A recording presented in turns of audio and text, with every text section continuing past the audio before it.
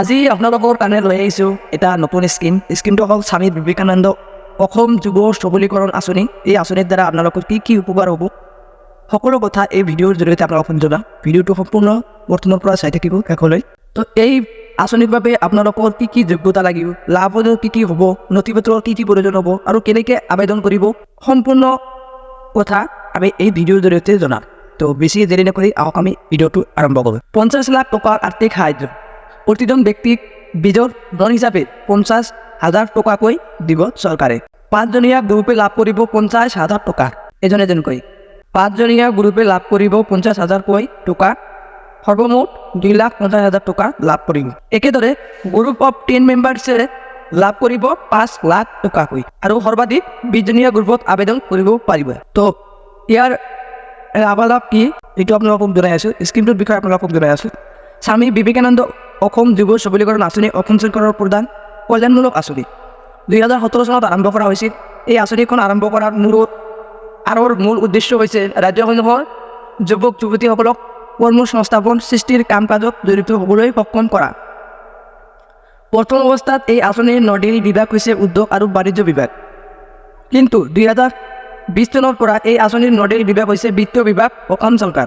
এই আঁচনিখনে ৰাজ্যৰ যুৱক যুৱতীসকলক নিজাকৈ ক্ষুদ্ৰ ব্যৱসায় গঢ়ি তোলাত সহায় কৰিব। স্বামী বিবেকানন্দ অসম যুৱ সবলীকৰণ আঁচনিৰ অধীনত অসম চৰকাৰে ক্ষুদ্ৰ ব্যৱসায় স্থাপনৰ বাবে আৰ্থিক সাহায্য আগবঢ়াব। 50 লাখ টকাৰ আৰ্থিক সাহায্য প্ৰতিজন ব্যক্তিক তেওঁলোকৰ আয় সৃষ্টিৰ কাম আৰম্ভ কৰিবলৈ 50,000কৈ টকা প্ৰদান কৰা হ'ব। স্বামী বিবেকানন্দ অসম যুৱ সবলীকৰণ আঁচনিৰ অধীনত গ্ৰুপ অফ ইণ্ডিভিজুৱেল আবেদন কৰিব পাৰিব। গ্ৰুপৰ প্ৰতিজন সদস্যই 50,000 টকা লাভ কৰাৰ যোগ্যতা আছে। 50,000 টকাকৈ লাভ কৰিব প্ৰতিজন গোটৰ সদস্যই।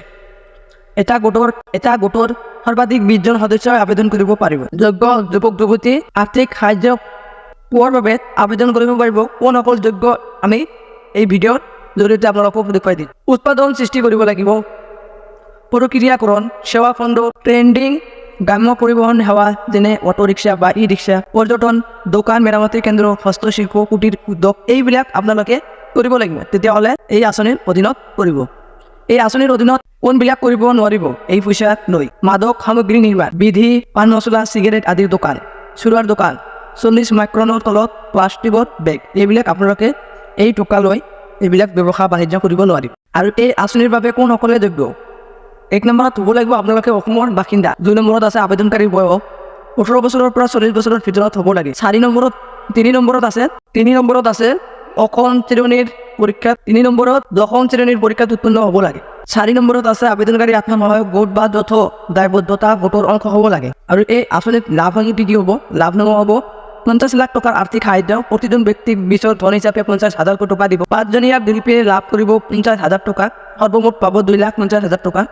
একেদৰে গ্ৰুপ অফ 10 মেম্বাৰ্ছে সৰ্বাধিক 20জনীয়া গ্ৰুপত আবেদন কৰিব পাৰে। ইয়াৰ বাবে আপোনালোকৰ এপ্লাই বা আবেদন কৰোঁতে কি নথিপত্ৰৰ প্ৰয়োজন হ'ব? প্ৰথমতে বাসস্থানৰ প্ৰমাণপত্ৰ লাগিব। দ্বিতীয়তে দশম শ্ৰেণীৰ মাৰ্কশ্বিট বা চাৰ্টিফিকেট লাগিব।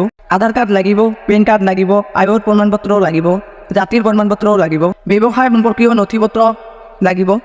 ব্যৱসায় কৰিবলৈ যিবিলাক নথিপত্ৰ আছে যেনে ট্ৰেড লাইচেঞ্চ এইবিলাক লাগিব।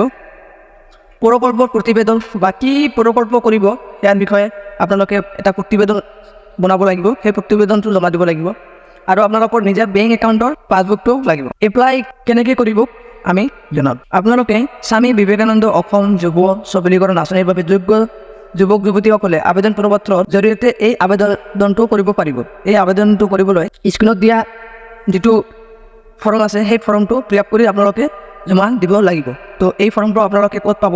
ফৰ্মটো আপোনালোকে আমাক ভিডিঅ'ৰ ডিছক্ৰিপশ্যনত দি থৈ দিম। আপোনালোকে এটা লিংক দিম, লিংকটোত ক্লিক কৰি আপোনালোকে ডাউনলোড কৰিব পাৰিব। তো আজিৰ ভিডিঅ'টো ইমানখিনিয়ে। ভিডিঅ'টো আপোনালোকে ভাল পালে লাইক কৰিব, শ্বেয়াৰ কৰিব আৰু ছাবস্ক্ৰাইব কৰিবলৈ নাপাহৰিব। ধন্যবাদ।